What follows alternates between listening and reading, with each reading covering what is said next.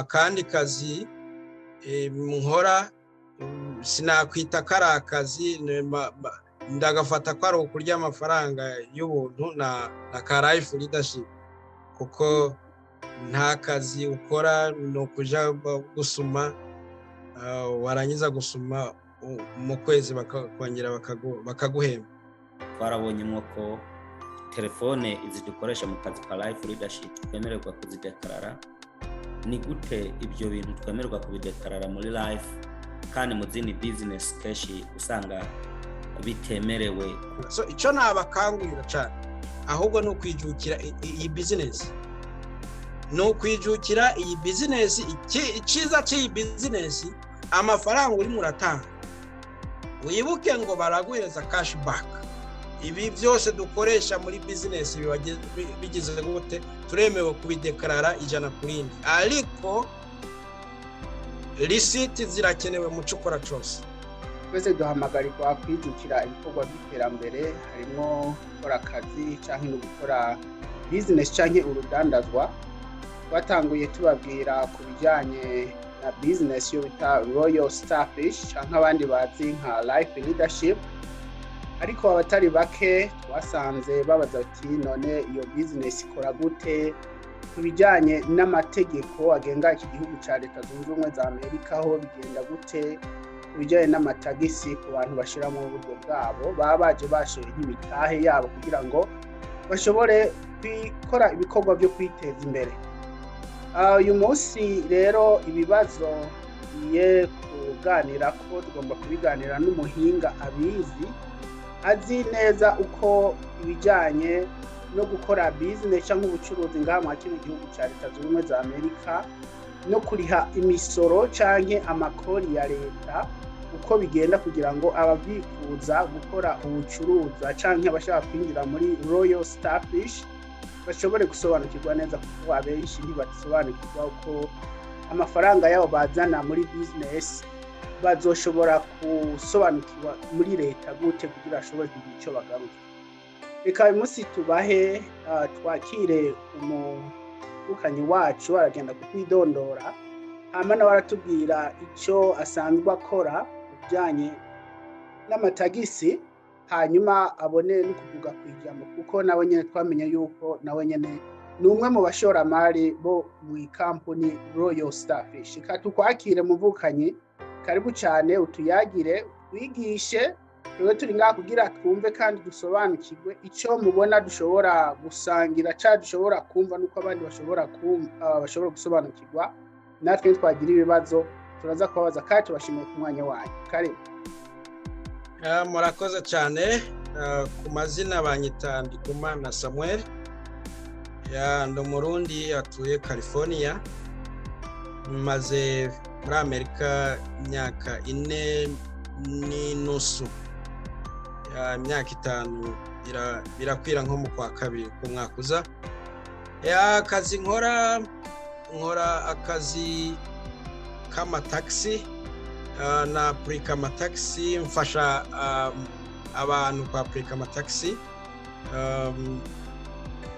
Bimazemo imyaka 3, uyu mwaka ugiye kuba uwa 4. Akandi kazi nkora na kazi ka life insurance, ukuvuga ngurisha life insurance y'ubuzima. Ubwo nibwo buzi nkora cyane. Akandi kazi nkora sinakwita kari akazi ndagafata ko ari ukurya amafaranga y'ubuntu na ka life leadership, kuko nta kazi ukora no kuja gusuma warangiza gusuma mu kwezi bakongera bakaguhemba. So ku kibazo mwarimu mbajije ku bijyanye n'amataxi, amataxi ndi profession, kuko ndi certified na IRS, so bifitemo uburambe cyane ku bijyanye n'amataxi. So ibibazo abantu bashobora kuba bibaza ku bijyanye n'aka kazi ka life leadership, ese umuntu agiyemwo ari amafaranga atanga $300 canke $250 ya buri kwezi azoyagaruza gute? Kuko urabona iyo utaraba umurida ngo utangure guhembwa ari amafaranga ya buri kwezi, so ayo winjiza aba make cyane kurusha ayo utanga. Usanga ayo utanga ariyo agira gute, ariyo menshi kurusha ayo winjiza. Ariko iciza barimwo baratwumviriza cyangwa baza kutwumviriza, icyo nabakangurira aha muri Amerika bemera umuntu akora business. Umuntu akora business aremerwa kurusha umuntu aja muri company abona paycheck to paycheck. Umwaka nuhera bakakurungikira W2, undagakora umwaka wahera bakamurungikira 1099, nimuza kwa apurika amataxi amafaranga nimushobora kubonamo. Igituma mudashobora kubona mwe ubundi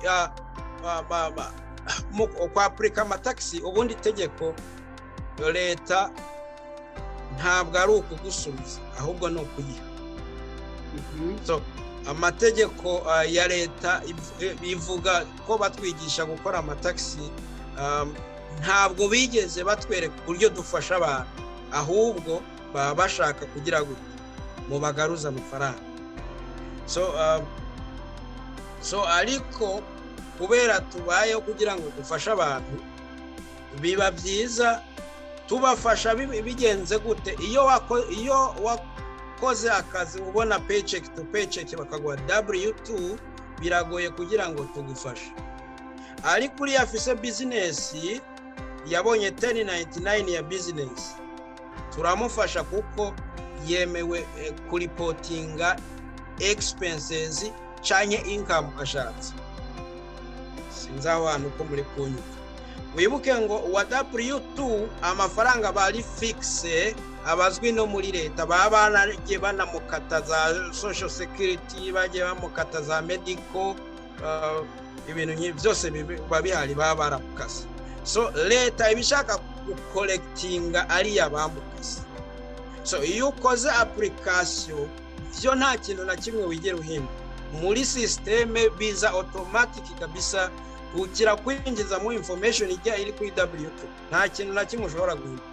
Amafaranga bayikarikiye, nyemba ari gusubiza leta, nta kindi ugomba guhindura.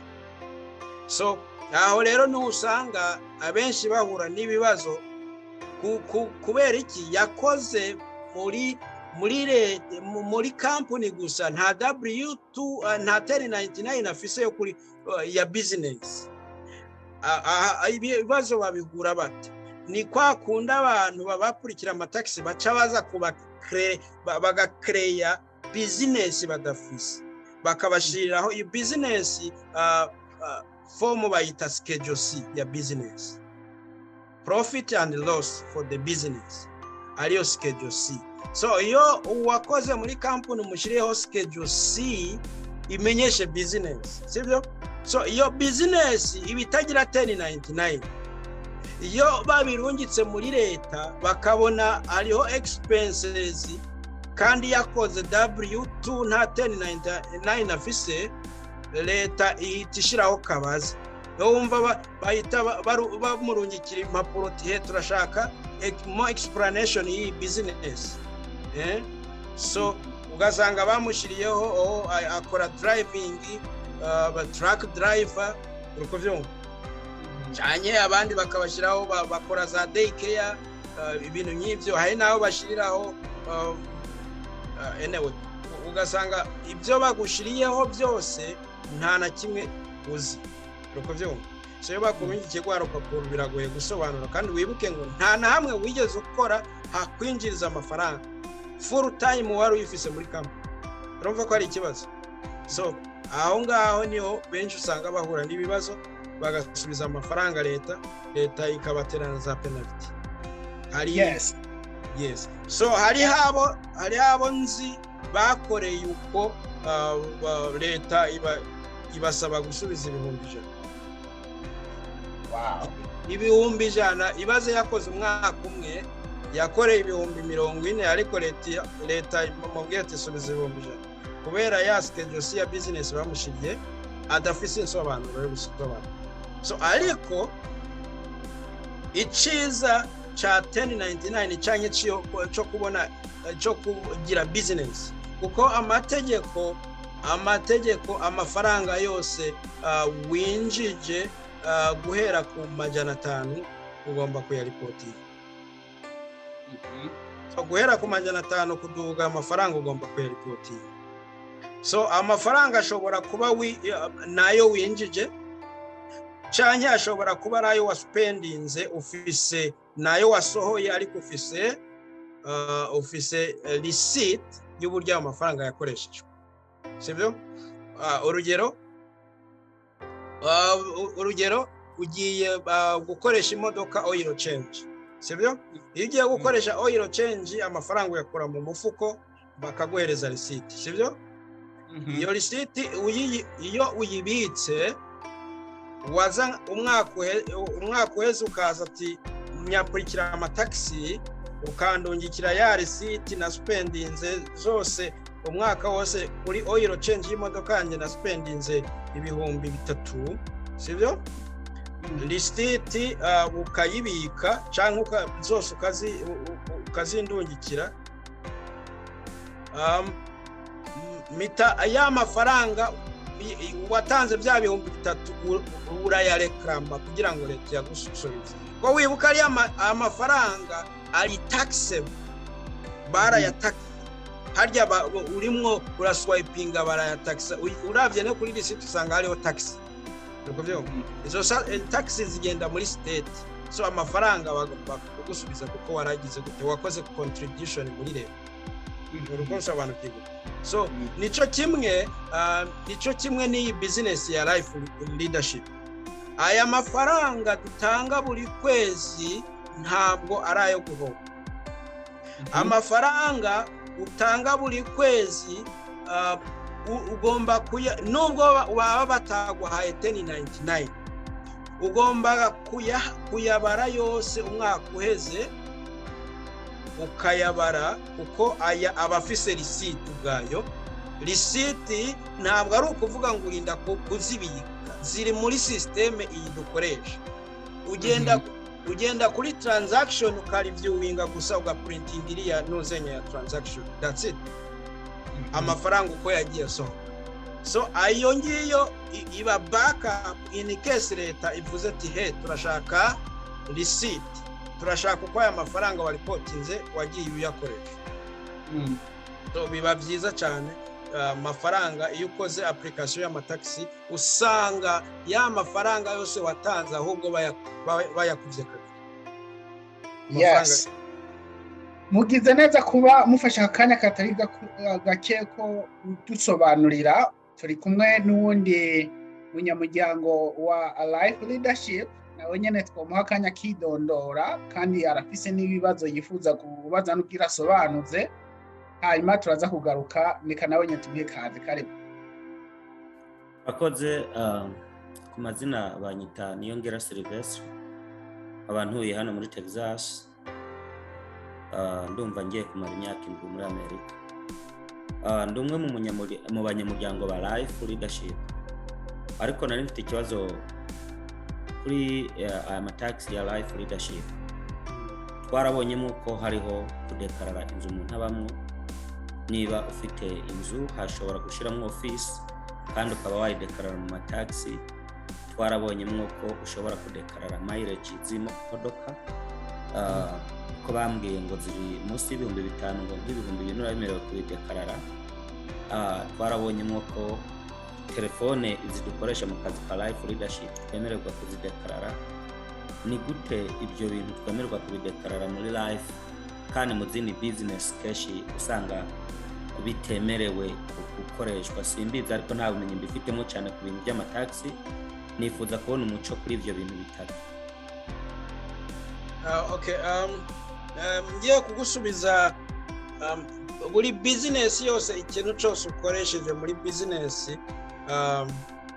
kikaba gisa nkaho arico kikwinjiriza kigufasha mu gukora iyo business kandi kikaba cyaguzwa amafaranga uri kugira gute uremewe kukidekarara. Nkuko wavuze inzu office ukoreramwo, waguze laptop, waguze printer, icyo bisaba gusa no kuba office receipt. Ugomba kuba office receipt yazo, kuko uburi umuntu wese yarekrama ngo mfise inzu canye mfise office, mfise computer atanayifise, uko byongo. So ariko iyo ufise backup proof yerekana ko ico kintu byo kuri ugifise kandi ugikoresha, uremerewe kukideklara. So kubijyanye na n'iyi business, wemerewe kudeklara isimu ukoresha, kuko akenshi tudeklara isimu. So urayideklara ute? Ntabwo udeklara igiciro cy'isimu waguze gusa, akenshi udeklara ari amafaranga ya service utanga buri kwezi, kuko utayitangiye service ntabwo ishobora gukora ya business. So amafaranga ugira gute? Uremewe kuyadeklara.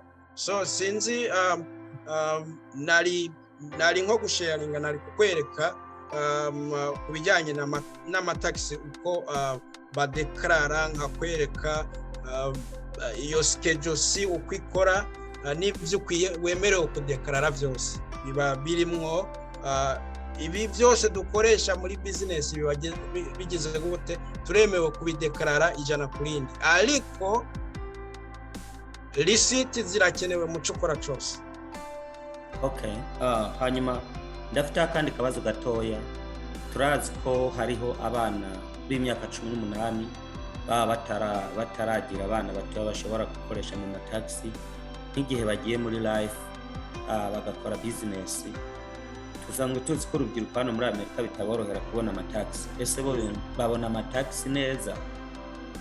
Okay, mu myaka 3 maze na Africa amataxi, ndumva abasingo na apurikira nibo benshi cyane usanga batagira abana.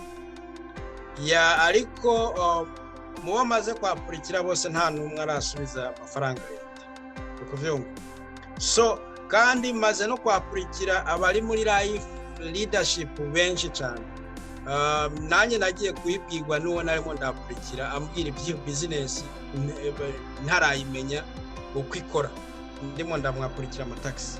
So iyo uri single udafise umwana udeklara, biba byiza iyo ufise nk'iyi business, nibwo ushobora kutagaruza amafaranga.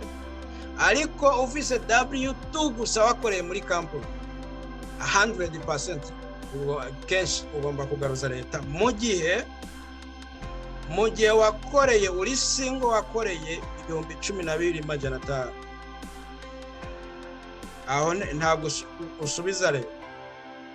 Ariko mu gihe 12,500 birenze 13 kuduka, aho uri more likely gusubiza leta. Okay, uri single. Okay, sorry. Ngiye mbaza kuri icyo nyene. Umuntu yakoze muri company agakora na life leadership, birashoboka muri company akaba yarakorera menshi, muri life agakorera make. Icyo gihe mu bihuza gute ya W2 yiwe ni 1099 yo muri life?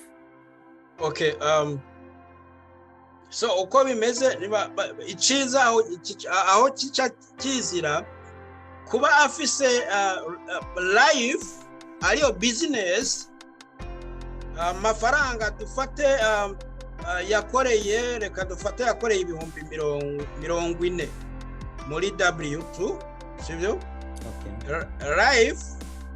Life akoresha nk'ibihumbi reka dufate 5, sivyo? Yose hamwe 45. Aha ashobora kusubiza leta. Ariko kubera afise ya business yatanze y'ibihumbi 5, ntari busubize leta. Ategura igituma atari busubize leta, agombaga guclaiminga expenses yakoresha. Ukonsobanukiwe. So yakoze investment y'ibihumbi 5 kugira ngo agire gute, kugira ngo abone profit. ariko aho kubona profit yaraho ahubwo yagiye gushoramwo usanga yarahombye aho kugira ngo yunguke yarahombye 15. So iyo maze kuripotinga is expenses ariho hahandi haca hazira kuko hariho ibisabwa proof mu kwa apurika amataxi hariho expenses bashobora kukubaza proof nizo batakubaza proof. Nuko nsobanutse akarorero muri life leadership harimo gushakisha abantu sibyo? Yes. Ntabwo ari kwisimu gusa ushobora ku driving ukaja ku murongo. So izo mileage urimo urakoresha ugomba kuzirekeraho. Kandi izi mileage ntabwo bakunze kubaza proof muri IRS ngo duhe proof ya mileage wakoresheje. Uko nsobanutse. So iriya gazi urimo urakoresha ugomba kugira gute? Kuyireklama. Niho hazira bya bindi ngo ipine ryaratobotse nguririnde. Uko nsobanutse. Oiro yaragize yaraheze nshiramwe yindi kuko nari muri business nta ugendesha amaguru tugendesha iki imodoka canke indege. Uko byumva ivyo byose iyo ubifise usanga yes yakoreye menshi kuri W2 yagomba gusubiza rero, ariko kubera afise business ahubwo muri bya bihumbi 40 yakoreye muri company yakozemwo ayashora muri business, ariko yashoye muri business irahomba ntiyungutse uko yayishakaga siko byagenze. Aho niho hazira rero kugira gute business schedule C ukadiringa na schedule C kugira ngo umuntu ntasubize rero. Kandi ibyo uri murakora bigomba kuba bifise proof bifise backup life insurance. Nkuko nabikubwiye amafaranga yose dutanga afise aho yandikwa muri app. Uraprintinga y'umwaka wese uprintinga eziriya expenses n'uburyo wagiye usoma biriya byose nibyo ukoresha ugashiraho. Noneho ukafata izindi expenses wagiye ukoresha. Uko byo so wibuke nkuko namo ndakubwira ngo imodoka yarakoze amafaranga ntiwayakura muri life leadership kuko life leadership irimo irahomba sibyo? Yarahombye ahubwo amafaranga wayakura muri ka akazi ka W2 muri amafaranga wakoreye muri kamp niho wayakura. So aho kugira ngo winjize menshi so ayo amafaranga agabanutse kuri ya W2 leta ikivuga ati no uyu muntu yarafise business kandi yarahombye.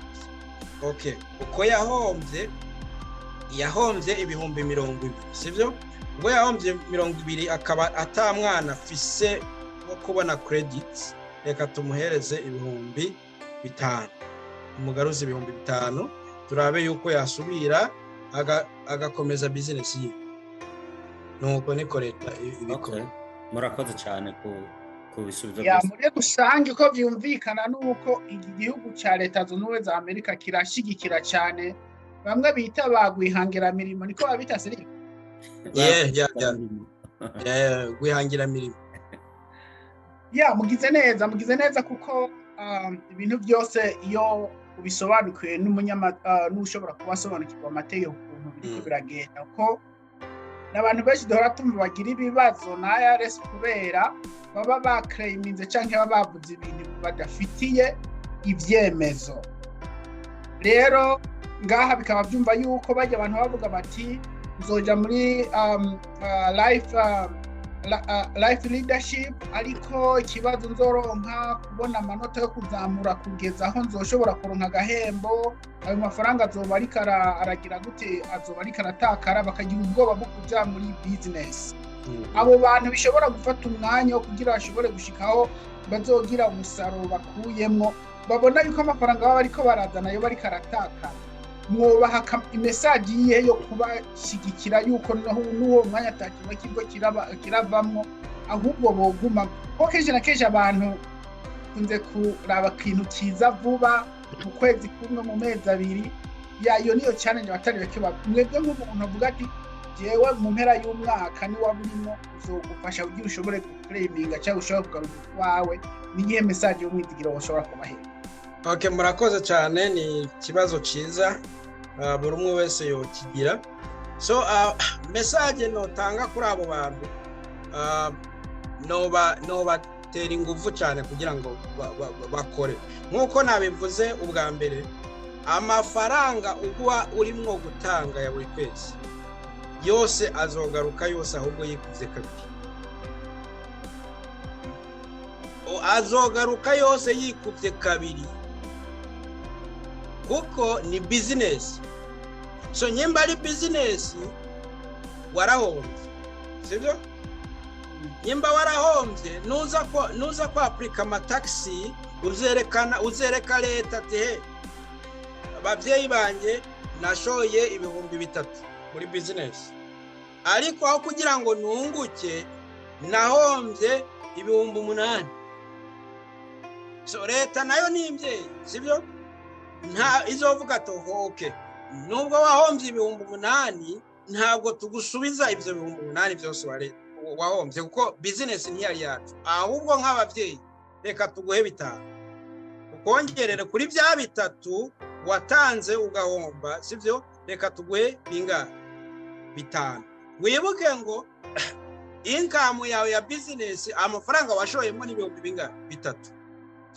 Niba guhereza 5 uri single n'urugero, sivyo? Uri single nta mwana ufise bakavuga ati ubwo wakoze business ugahomba, reka tukongere tuguhe ibihumbi 5. Wiyanganira kuri ivyo bihumbi 3, sivyo? Biyangane kuri ivyo bihumbi 3, reka tuguhe basi 5. Zo buri muraho. So aho nushobora kuvuga. So umuntu nakubwiye ngo kuva na Africa amataxi nta muntu ari single arigera asubiza amafaranga. Nta muntu ari single arigera asubiza leta. Ico ndabakangurira niki abo nkorera bose, ndabakangurira gukora muri company no gukora business cyane. Nkamubwira ati basi ushoboye genda muri Uber cyangwa Lyft ukorere n'amafaranga 1000 ku mwaka, hanyuma unzani aho biraba bikwiye. So urumva ku badashoboye abo n'abasore cyangwa inkumi bashoboye kuba ba drivinga gutwara abantu. Urumva iciza rero cyi business kuri aba bantu badashoboye gukora izo za driving, ugiye muri iyi life insurance ni ikintu cyiza cyane kuko ni business itaragusaba ingufu cyane zo kwirigwa kwaza imodoka cyane wiba. Nubwo ayo umva 100% ibi ndimo ndabikubwira nk'umuntu ari profession yize kandi ayifuse mu buranga. Nta muntu n'umwe yaje iwanje agenda ari kurira ngo ari gusubiza leta, kandi ni nk'uko ntawe urahura n'ikibazo. Abahura n'ibibazo bazi wanje n'abafise amadeni ya leta. Afise ideni rya leta ntarizi, ari nabo usanga batayazi, ntarizi wamwapurikira amafaranga bakayafata. Waza kubaza ati afise ideni rya leta cyanye afite child support, afite abo bantu nibagira nibo bakunze guhura n'ibibazo, ariko atabintu nta kibazo na kimwe ufitanye na IRS nta muntu n'umwe yigera asubiza amafaranga. So ico nabakangurira cyane ahubwo no kwijukira iyi business, no kwijukira iyi business. Iciza cy'iyi business amafaranga uri muratanga, wibuke ngo baraguhereza cashback, amafaranga hariho tugaruka. Ukwezi kwahera wakoze ibisabwa bakongera bakagira gute bakavuga ati yabonye amapivi 50, so reka tumuhereza amadolari 25. Ayo mafaranga arafasha kuko 25 niyo kuva ngeze muri Amerika maze imyaka mike, ariko nta namwe ndatoragura amafaranga 25 basi, sibyo? So abafise so menyesha yuko amafaranga afise agaciro, buri umwe wese yagibikaho ntawe ushobora kuyatakaza. So urumva ko biba bifise agaciro. Noneho nuza kwa Afrika ya mataxi umwaka bakongera bakagusubiza, urumva ko bizaba ari byiza cyane. sawa murakoze reka nitabise mu gato.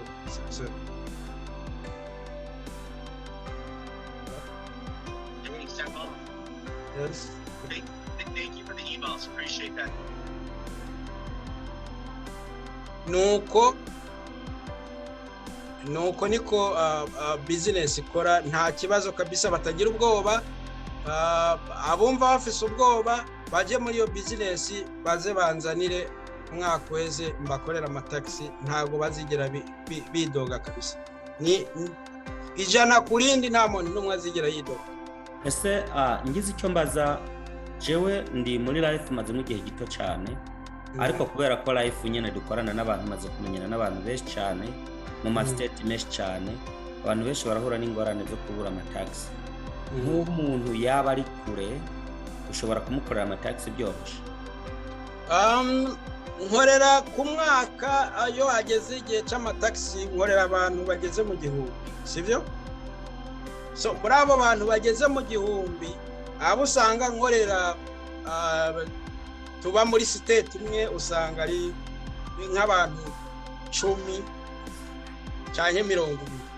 So abasigaye bose bava imihingo yose, state zose za Amerika, kandi mbakorera ku isimu. Yes. Ni ikintu cyiza kugisangira kuba muri business kumwe n'abantu nkamwe. Nibaza yuko turaza kubashiraho akadimero kanyu nimwabidukundira, kugira ngo nabogira n'ikindi kibazo bashobora gusobanuza, abo abafite ibibazo bashobora kuzobahamagara kugira basobanure. Kandi n'umwaka uri kuregereza kurangira, abazobashaka ubufasha bwanyu baze babegere. Ariko nk'abantu bari muri business, royal staff canke life leadership, ni bihe bintu mubabwira kugira mutahe wabo bashira muri business? Twatuntu twose mwatubwira numviza ati bikarisiti imba warakoresheje icumba, waraguze igikoresho ukoresha muri business, ni iyihe record canke book recording boshobora kugira ngo bakuzanire ibintu byuzuye? Hejuru yako nk'abantu baba nko muri mortgage n'akarorero, inzu y'ibyumba 5 ushobora kuvuga ati inzu imwe nayigize office, ni iyihe proof woshobora kwerekana ati inzu yanjye icyumba kimwe ni office? Ni ibihe bintu ushobora kwerekana kugira bashobore kubibika, avuga ati ibi bintu koko birakwiye yuko ibintu biba qualified? Okay, murakoze cyane. Nk'abakora life leadership, akenshi receipt ziribika ubwazo, kuko urugero, kuko iyo ugiye gusuma biri recordinga muri system, iyo urishe ari amafaranga nayo ari recordinga muri system. So umwaka uheze no gusohora gusa impapuro. Urugero nk'abakoresha banka, murazi bank statement. So iyo printinze bank statement y'amafaranga, uko wagiye spending amafaranga nuko yinjiye byose biraboneka. So no kuri urwo rubuga kwa life leadership niko bimeze. So nta kintu icyo ugombaga kubika gusa ni mu gihe uri murakore ukoze travel nk'iyi ndege, iriya receipt y'indege ukayibika. Okay, ukoresheje imodoka, ugiye kugura gazi cyangwa ugiye gusuma, ushobora kubika iyo receipt. Ariko ibisigaye byo gusuma ari amafaranga wasumishije nayo utanga abonema za buri kwezi, byo nta kibazo, biribitse. No gusohora gusa, umwaka uheze ugasohora, ugaprintinga, ugahereza umuntu akwakurikira amataxi akagukorera, nta kibazo. So kubijyanye n'inzu nka office, sivyo? Office igikenerwa ni kimwe gusa. Iyo uri kwapurika, ureklama office wakoresheje, icyo bakubaza icumba uko kingana.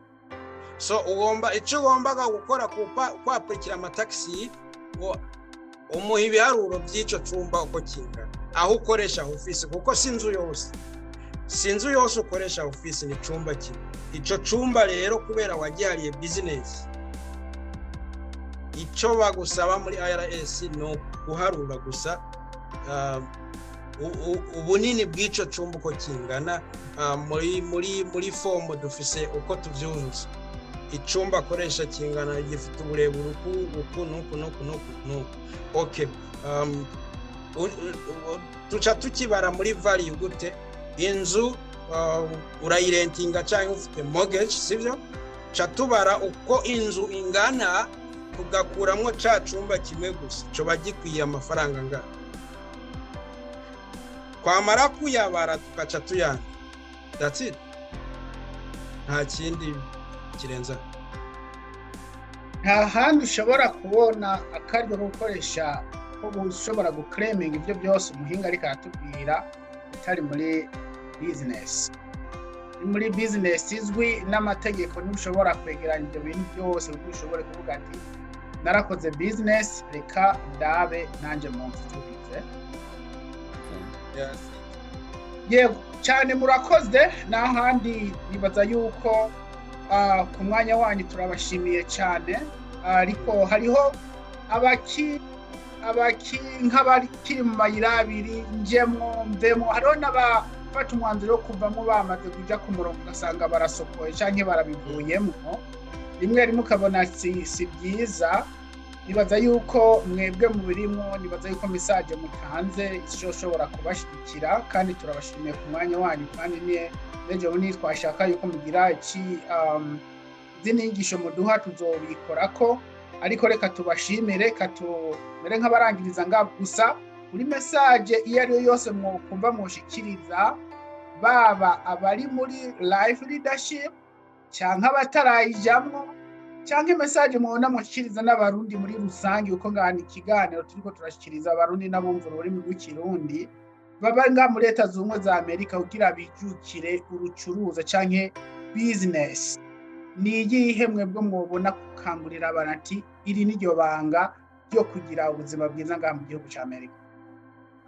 banga muri Amerika banga rinini cya mbere no kugira gute no kumenya amakuru kuko iyo utazi amakuru kuko abanyamerika imibereho uko babayeho ntabwo ariko twe tubayeho hariho ibyo batunyegeza so arico gituma iyo tubimenye ari ngombwa tubikangurira abantu akarorero gukora business muri Amerika nababwiye yuko aricyo kintu cemegwa no muri leta reka mbaho urugero 2021 leta yatanze amafaranga y'abikorera kwabo bakora business zinone ziciriritse so yatanze loan yari loan yari deni rifise 2% interest urumva ko yari entere inyungu nkeya cyane ariko itaratanga amafaranga imbere yabanjije gushiraho iryo loan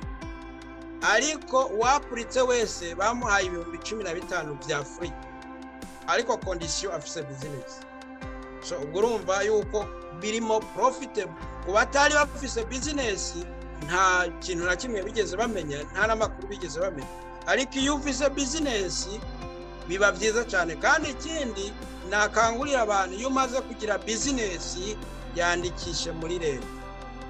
yandikishe muri leta batabishoboye barashobora kutwegera tukabafasha aho waba uri hose turashobora kugufunguriza business yawe ikaba yemewe muri state utuyemo ikindi gikurikiyeho biba byiza no kugira business account iyo ufise business account biragufasha cyane nko kwapurika amataxi ushobora kumara n'imyaka 100 tigeze uhura n'ikibazo na kimwe ufise business account nubwo yaba ari amafaranga gusa ufata ukinjizayo gusa ukabikaho gusa nta kibazo kuko hano business zo muri Amerika ziri uburyo bwinshi sivyo urugero nk'abakora day care kurera abana abenshi baremerewe gufata amafaranga mu ntoki atari potinzwe muri leta nkaza ukanderera abana tukumvikana nazoza ndaguhereza buri kwezi 2,000 uko biremewe so ayo mafaranga na ya business so uragenda ukayashyira kuri ya business account yawe, biba byiza cyane. Ni ikintu nacyo cya backup gifasha cyane gose. So icyo nabakangurira abari kutwumviriza bakore business uko yabimeze kose, nababwiye ngo nubwo wafata ukadrivinga Uber ugakora 1000 cyangwa 500 gusa, ivyo bizakubaking up mu gihe uri mura claiminga business wa Africa mu taxi. Nta kibazo na kimwe uzigera ubura naco, ariko udafise business biragoye. Ni hahandi uzasanga bakubwiye gusubiza 5,000 ukavuga ati no, ntabwo nshobora kuyasubiza. None wa wundi kugira ngo agufashe ntusubize leta, aragushyiraho ya schedule C ya business kandi utigeze ubikora. Ejo nibakubaza uburi byo usobanura utangure kujya iminwa, usanguye n'ikibazo. Ariko iyo wakoze business no warinjije 500 gusa, ushobora kwinjiza muri business biremewe, ushobora kwinjiza 500 ariko ukakora loss 20,000. Business biremewe, leta ntabwo ikubazikira kubona proof iyo business gusa. Expenses uko wahombye ntacyo ibirabaho, uko barazi uko ushobora no guhomba n'ibihumbi watanguje 500. Yes, abantu turi muri life leadership mu kibazo cyanyuma twarangirizaho kubijanye na business registration. Dukora iki cyanke byaramaze kwikora? Turagomba kugira registration mu state cyangwa kuri federal. So abari mu ndani duhagaze dute?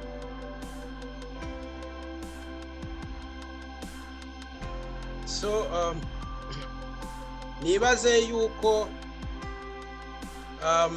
abari muri life leadership ari byiza nabo gukora. Yes, ni business ariko nubwo ari business uremerewe kugira gute, uremerewe kuyifunguriza account, business account.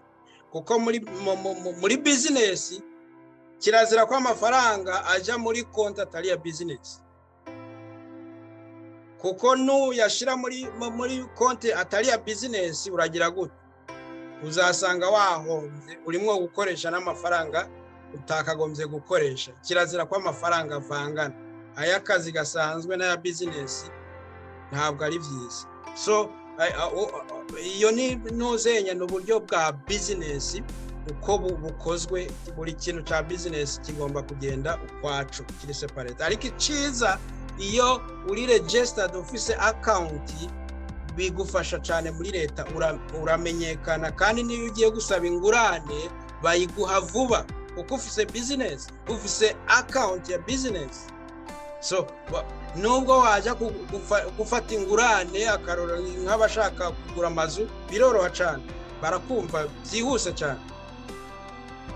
Yes, sinzi ko muradatse bese nawe ufise ikibazo, ariko turaza kubasaba yuko mudusigira akanimero kanyu, mukatubwira nimero yanyu kugira n'abazokurikira ikiganiro baze bakumve, kugira uzafise ikibazo azobikore. Kuko nka kino gihugu ikintu kijanye n'amategeko icyo kintu kiza mbere, kandi duhimiriza abarundi cyane abandi bantu bose bazotwumva, kora business wijanye n'amategeko, mwirinde amanyanga, mwirinde ubusuma, mwirinde ubujanja, ariko mwumvise yuko ukora business leta ikuba kandi kubona uyu muntu yarinze abagwihangira mirimo nawe ariyemera.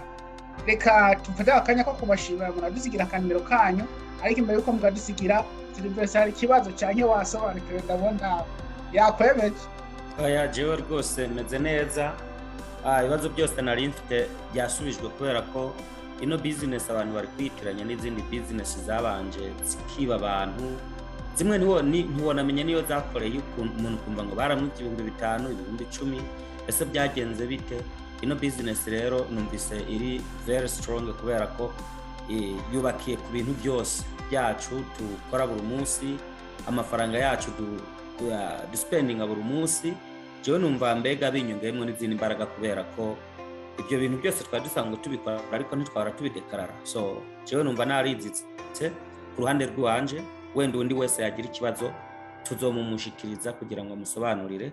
Kandi avuga ati jewe nagiye muri life mbere nkora amataxi, nyuma yaho nza kuza muri life kubera ko impamvu z'ukuntu mbona life.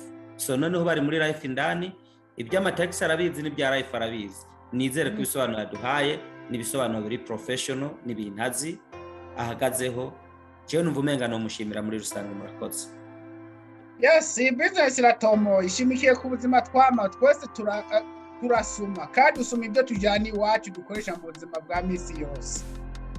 Iyi business ni ukwigisha abandi no kwiga gusavinga udufaranga dukoreshe aho tutugarurira inyungu. Mwene data Samuel turagushimiye, reka dusigira akanimero kanyu labda ni mpamvu